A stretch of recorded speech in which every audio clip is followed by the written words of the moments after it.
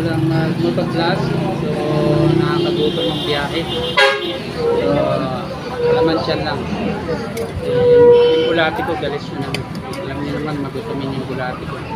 So, soup muna tayo. Pag gutom na pala kayo guys, huwag agad kayo kakain. Soup muna para makondisyon yung siya. Kasi para hindi mabigla. Yan din ang purpose ng soup. Kasi yung siya natin, tuloy-tuloy dumigiling kasi yan.